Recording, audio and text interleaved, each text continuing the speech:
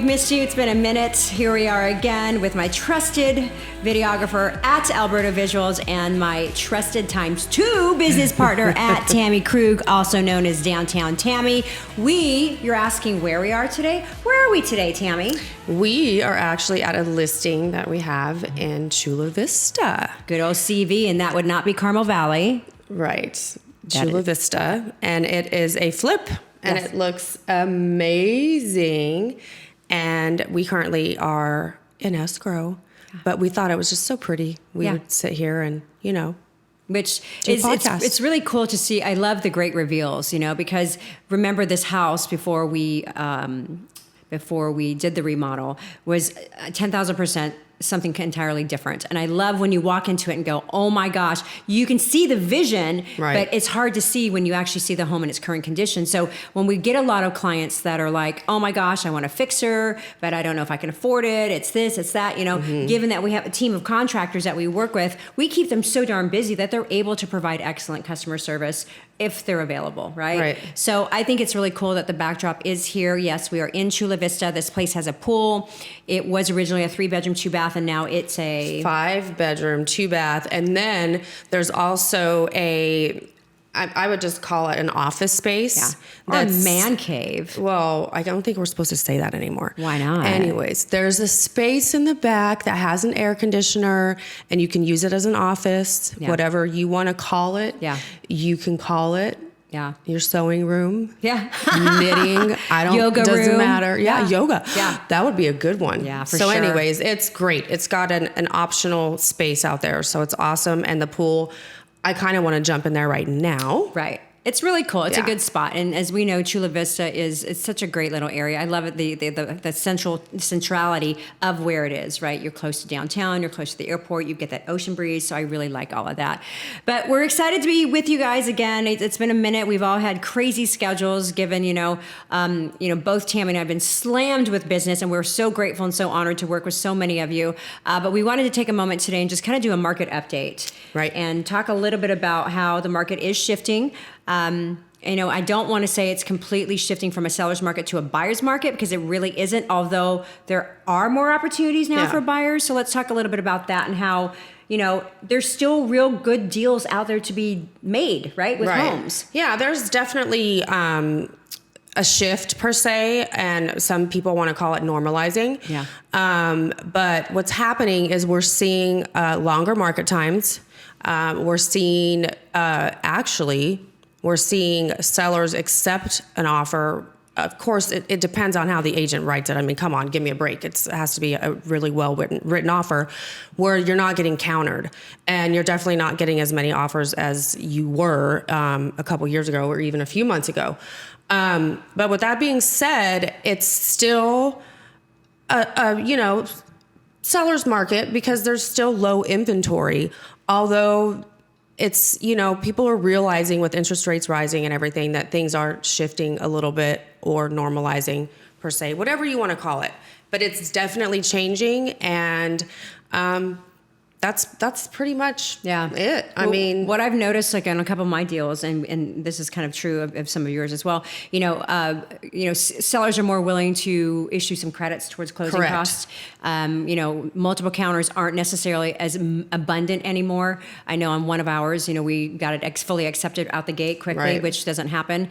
Appraisals are coming in either at or above, which is kind of nice. I mean, you always want to get that text message from the lender. Smile on our face on that one. It's like, yes. I mean, that's almost as good as clear to close, if not, you've officially recorded. Right. So a lot of changes are happening.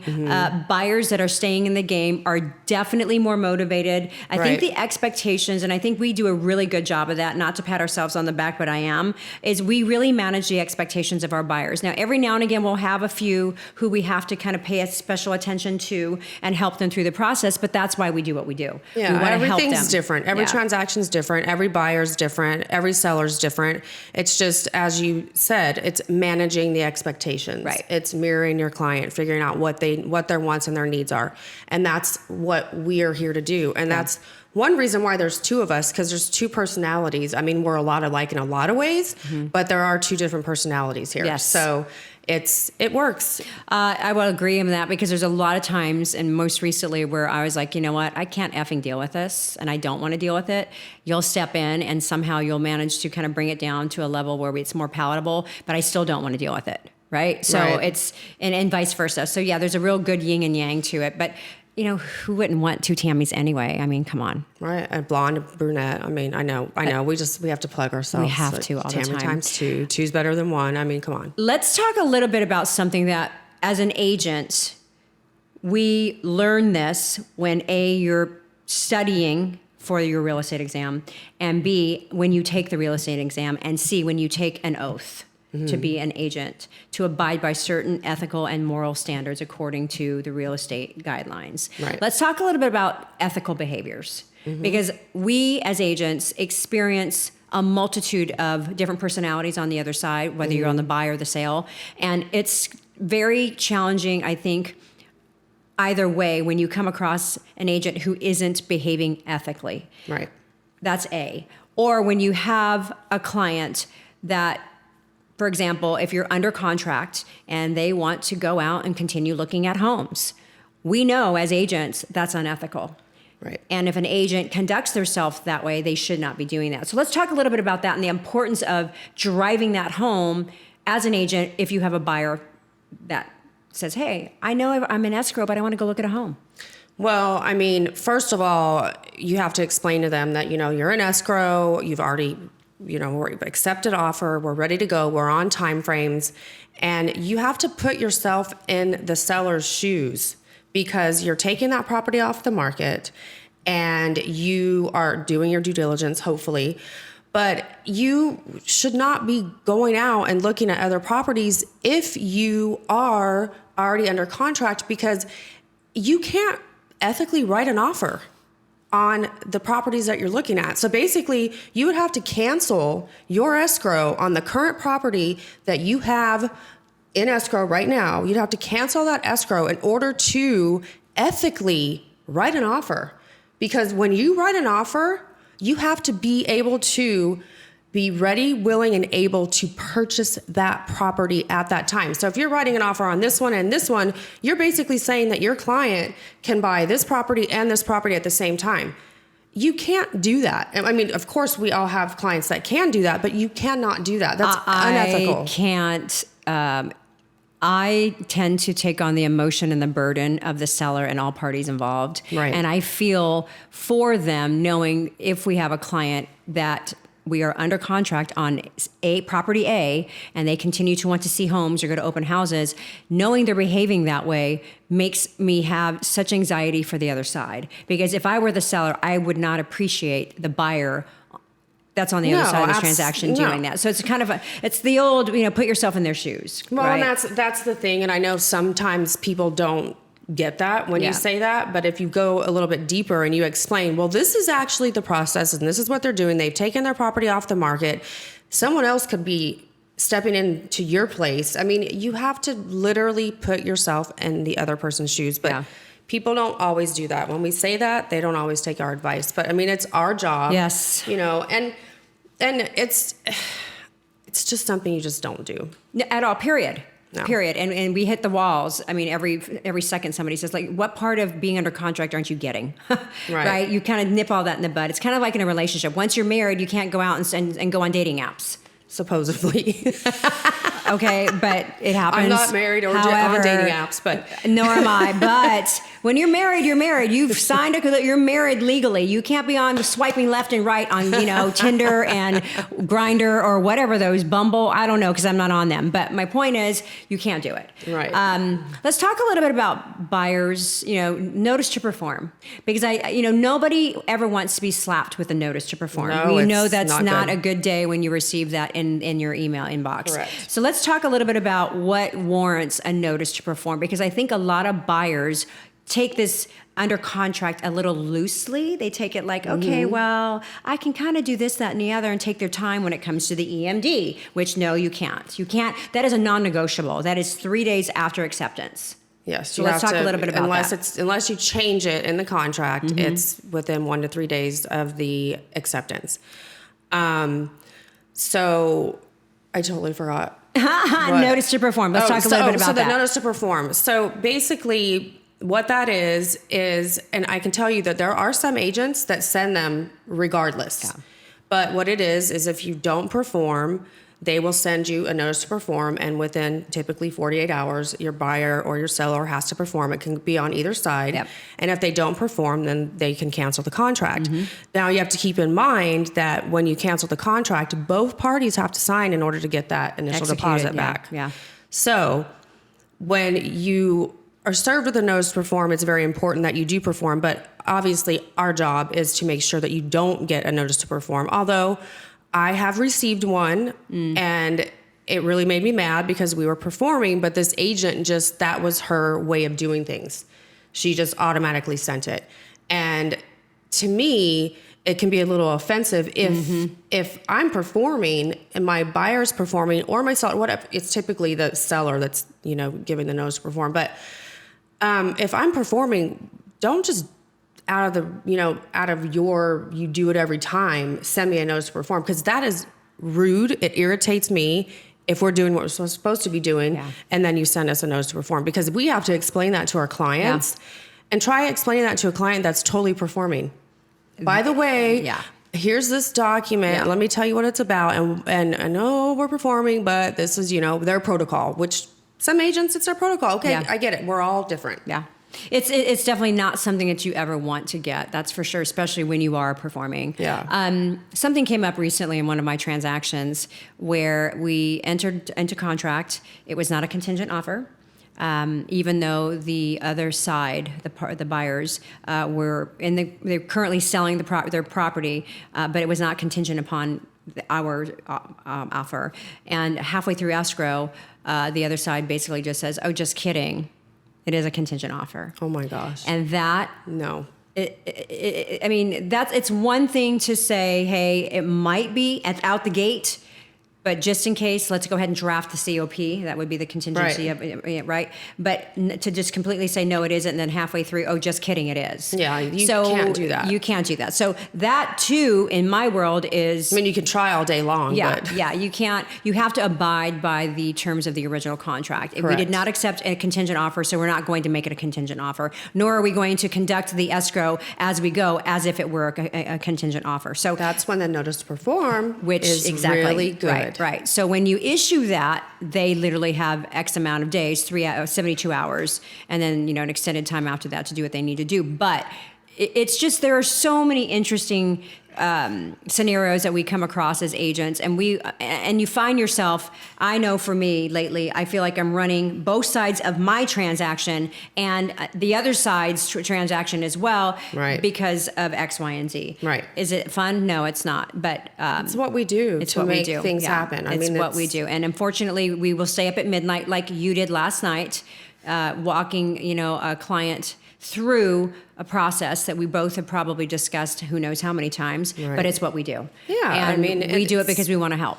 We want to help, and we want to make sure that people understand, obviously, what they're signing, and this just so happened to be the only time that she was available. So, we'll do what we can to accommodate you, obviously, without you taking advantage of us. Right. Well, yeah, and that's the thing. You got to set those boundaries up. Yeah. So let's talk a little bit about, now that the market has normalized, and I really feel like it has, because there's no way that we could have continued on the trajectory that we were on. It was just nutty for everyone involved.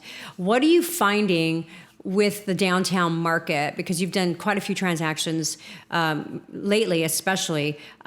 What do you find is moving a lot quicker? What price point do you feel like is like the price point that's kind of the sweet spot? Because I know overall the sweet spot typically is $850,000. Yeah, that's an overall sense. In downtown right now, I'm going to say anything under $1.5 million is probably moving pretty quick. Yeah.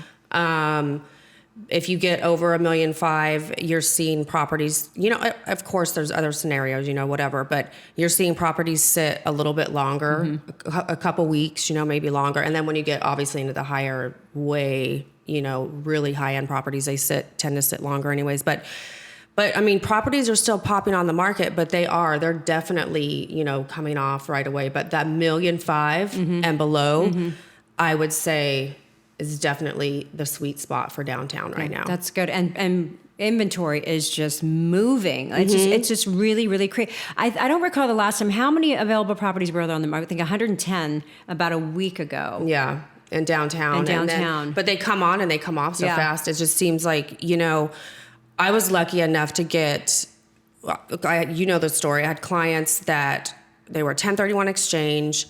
Nothing was popping on that fit within their price point. And luckily, the long and the short is we were able to find a property that someone in the office had listed, but they had not put it on the MLS yet, so no one knew about it. So we were able to get in there and get that property, which we just closed on that, which those are great scenarios. That's why it's nice to work in an office with top producing agents, because you get to see what properties come on prior to anybody else. Right. But that's another way to, get a property and off market. I mean, it's golden if you can do that. Because then, for instance, I think that my clients got a really good deal on that, because I know that if that property would have went on the market, it probably the price would have been driven up. Yes, I mean, for sure. Just based on the views, Yeah. the fact that it's a 3-bedroom, I'm just on that alone in downtown. Downtown, especially. Yeah. I love it. One of my favorite things, when you get a referral, and it's funny because this is a good example of when you get a referral, the difference between you securing the client, the buyer or the seller, versus another agent who would just sit on it for a second, go, okay, when I have a second, I'll get to it, right? About 2 weeks ago, we got a referral, right? Hadn't even met the client yet. He's a buyer, hadn't even met him yet, knew who he was, knew of him through my boyfriend. And he mentioned, hey, he's interested in this house. The one thing that I wasn't going to do was sit on it. Right. And I immediately got on the call with the agent, negotiated everything prior to even meeting the buyer, said, okay, we're fully ready to submit an offer. We came in under, long story short, within 24 hours, we were basically got a verbal acceptance and we opened escrow. And mind you, this property was not in San Diego. Right. It was in Huntington Beach. Right. And Tammy and I drove up, did the first look 3 days later, and we opened escrow. And I have to tell you guys, it's the difference is when you get a referral, referrals are what we live off of. And once you have one, that becomes, as you know, because you've gotten quite a few out of yours as well. You just don't sit around and wait for shit to happen. You have to get on it because somebody else is going to get that business. Yeah. You don't sit around and wait. And I mean, you just don't do it. And if you don't have time, then you know what? You need to give it to somebody else, because you need to jump on those as soon as you can, because if you wouldn't have jumped on that one in Huntington Beach, it wouldn't have happened. No way. No. And we got it under asking, and it appraised for more. Right. So it all lined up perfectly. And we'll be closed by the time this comes out, so no one's going to know that. We're not going to say I'm not going to say anything yet. But it's interesting because I feel like there's so many moving parts with everything right now, between the rates jumping drastically a few weeks ago to ticking down just a little bit yesterday. But we do know, based on trends, they're going to tick up again before the end of the year. Yeah. And the question that I get a lot, and I'm sure you do as well, is is it really? I mean, when's a really good time to buy? The rates are going up. My answer is always, you know what, you guys, the best time for you to buy is when you can afford it. And when you're ready. And when you're ready. Yep. Right? Because if you're not ready, why are you dragging your real estate agent all over San Diego County and back, submitting offers left and right, getting the offers accepted out the gate, and you're still not 100% sure. Right. So the best answer is when you can afford it and when you're ready. Yep. Because don't waste people's time. Right. I'm sorry. The last time I checked, you and I are very, very busy. We've got, everybody's busy. Yeah. The sellers are busy. Everybody in all parties. You just have to make right time for everybody and be respectful of their time. Right. That is so key. Yes. Let's give 3 tips on how to endure what's happening right now. I would say 1 for sellers. Be a little bit more patient. Your property is probably going to sit maybe a couple weeks, maybe less, but it's not going to sell in 24 hours or less. Of course, we all know that there's those unicorns that do. Well, but I would say that for sellers, for sure. And gone are the days when they hit the market and 2 days later you got 50 offers all over the place and they're cash deals left and right. That's gone for a minute. Yeah. My second one would be for sellers as well. Don't be so hard on the buyers, because there's less buyers now. Yeah. And you're not necessarily controlling the whole market right now. So don't be so darn hard on them, you know? Yeah. Just, you know, give a little bit. Yeah. Maybe a little bit here and there. And we noticed that yesterday on a really beautiful listing in La Mesa.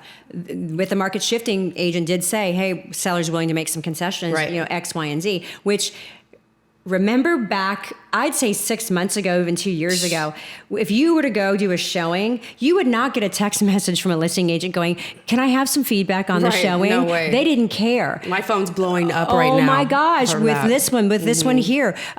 You know, the fee, it's so funny, the role reversals, which goes back to what we've always contended. Whether you're on the buyer sale side, always respect to the other side. Because Correct. at one point, you will be on the other side of that agent. Yeah. And if you've fouled it up by being disrespectful or shady or what have you, you're going to face that agent at some point, right? And you know, it's just unethical to behave that way. But it's so funny to see listing agents now reaching out. Right. Okay, how was the showing? That wasn't a thing 2 months ago, 3 months ago. And there's one other thing I can say, and this is for buyers. So even though the market is turning into a normalized market, don't sit and wait. Oh gosh, no. Don't rely on waiting. People are like, oh, well, you know, things are sitting a little bit longer. You know what? I had a client that waited.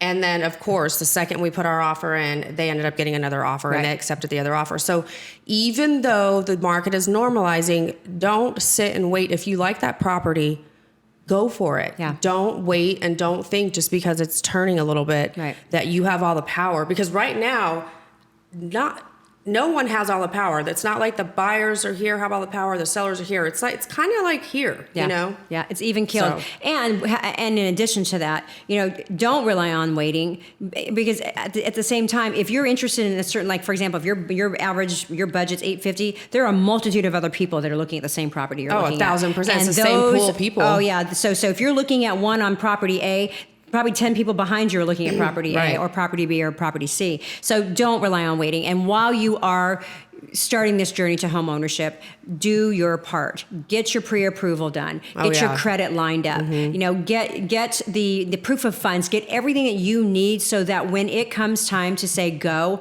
you are ready to go. Right. None of this, okay, now I'm going to go do, no, because first of all, we won't work with somebody unless they're show pre-approved, you anything right? without Right. all We're that. not going to go house shopping unless you're pre-approved. But though, and, you know, and if your credit's an issue, that's okay, because we have access to individuals and services that can help you improve your credit. So it's not as daunting and overwhelming as it seems, because with us, you get a team. With us, we balance each other out. We go the extra mile, as we have just shared with you over and over again.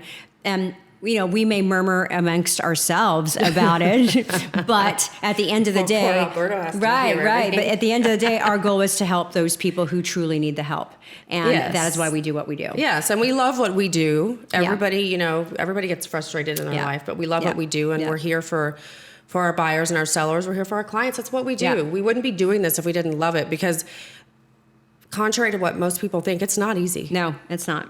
It's not. I mean, if you're up at 12 o'clock, you know, until 12 in the morning on a call with a client, and if I'm sitting here running my transaction, my side of it, and the other side of it, and the other side of their other side, it's like, okay, hold on a second, right? But then you do have to pull yourself back and say, this is why I love what we do. Yes. So if you or someone you know is looking to either buy or sell, all of our information will be down below. You've got two Tammys, twice the knowledge, twice the professionalism, twice the bang. And plus, we're with Berkshire Hathaway Home Services, California. What better can you get, right? Right. We'll get the shit done, you guys. Check us out. Instagram and everything will be down below. We are so happy to be back in the game. We'll be having some other days where we have media day, where we do a ton of content. Alberta will be busy. Yes. You know, that vid made its presence in our lives here for a second. So Yes, we it definitely did. We had to take a step back, but now we're void of that variant at least, and we're feeling great. So we will be, it mutates. That's what's so crazy. Yeah. We'll be back at you again, San Diego. We love when we can sit here and talk with you. I'm Tammy Dean, moving on with Tammy Dean, and you've got Tammy Crew, Downtown Tammy. Peace out, San Diego. Bye.